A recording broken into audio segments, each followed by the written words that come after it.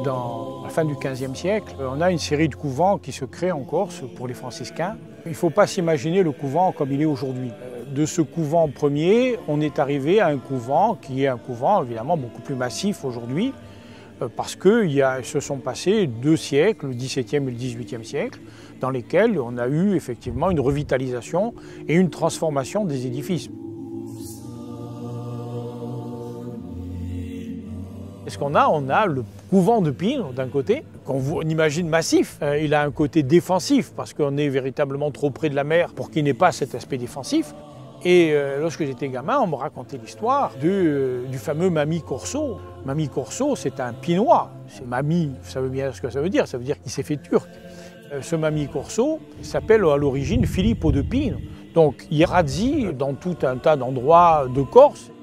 On me racontait, on me disait, voilà, les Turcs sont arrivés devant Pine, et il y avait le couvent, ils débarquent et ils se retrouvent nez à nez avec le patron du couvent de l'époque, qui sort comme un fou et qui s'en prend à Mamie Corso. Nous t'avons nourri, etc. Bon, et en plus, nous sommes pauvres. Morsilles et Centaur, qui sont en face, sont riches. Tu n'as qu'à aller à Morsilles et Centaur. Et Mamie Corso réembarque, traverse de l'autre côté et attaque Centaur et Morsilles, etc.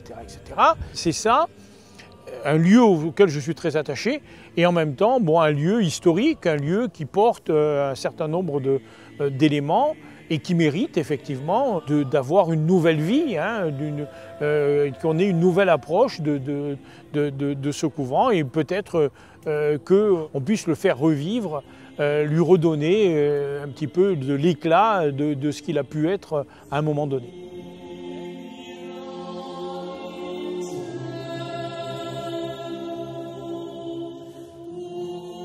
Mais en 1717, le couvent était toujours à son état d'origine, c'est-à-dire avec un rez-de-chaussée. Il y a eu donc des dons de la part de la population de Pine ou de Barrette, donc des villages alentours, qui a permis son agrandissement. Et en 1720, on était passé de 6 moines à 27 moines. Ensuite, il y a eu donc la Révolution française 1789 et les lois de Fructidor en 1797 qui ont chassé donc les moines du couvent.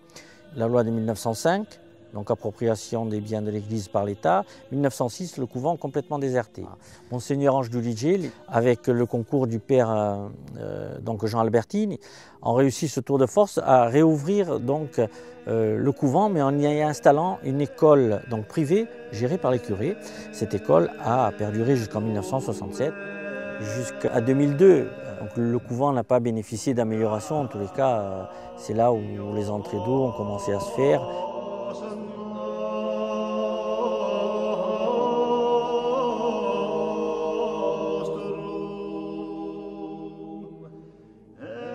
Quand on le regarde, on voit effectivement que la toiture a été refaite. Mais quand on s'approche un peu plus, qu'on fait le tour du bâtiment, on s'aperçoit tout de suite que les façades sont vraiment atteintes, que ce soit les façades extérieures ou les façades intérieures de la cour. Hein. On voit que les menuiseries aujourd'hui aussi sont en très mauvais état. Certaines sont complètement détruites. La souscription a été ouverte en 2012. 2016, les travaux ont commencé. Et puis depuis, on est sur le chemin de la rénovation et sur le chemin de la réhabilitation donc, du bâtiment. Pour nous, donc, le fait d'avoir été choisi dans le cadre de la mission Berne et puis d'avoir été désigné bâtiment emblématique de la région Corse, qui nous amène quand même 36% du montant de la dépense donc, évalué, bien sûr, il manque encore 64%. Ces 64%, même s'il y a des financements publics qui vont nous arriver, c'est bien sûr, comme depuis le début, cette souscription qui est ouverte auprès de la Fondation du patrimoine. Alors, c'est très simple pour pouvoir participer, pour pouvoir nous aider. Et j'invite en tous les cas toutes les personnes qui sont amoureuses du patrimoine à nous rejoindre, de faire un don auprès de la Fondation du patrimoine, soit par carte bancaire, c'est très facile en allant sur le site et on fait un virement par carte bancaire, soit en envoyant un chèque auprès de la délégation régionale Abbassia de la Fondation du patrimoine, soit en envoyant aussi un chèque à la mairie de Pine, en libellant bien sûr le chèque en mettant Fondation du patrimoine, couvent de Pine. À ce moment-là, dès que le don est enregistré, dans la semaine, il y a un bon de défiscalisation qui correspondra à 66% du don. Et c'est sûr, cette opportunité, aujourd'hui, il ne faut pas la gâcher. C'est pour ça qu'on veut la partager le plus possible avec les donateurs qui nous suivent depuis le début, avec ceux qui vont nous rejoindre, je n'en doute pas qu'ils seront nombreux. et en tous les cas la partager avec toutes les personnes qui voudront aujourd'hui s'associer à cette opération de sauvegarde du couvent San Francesco di Bino.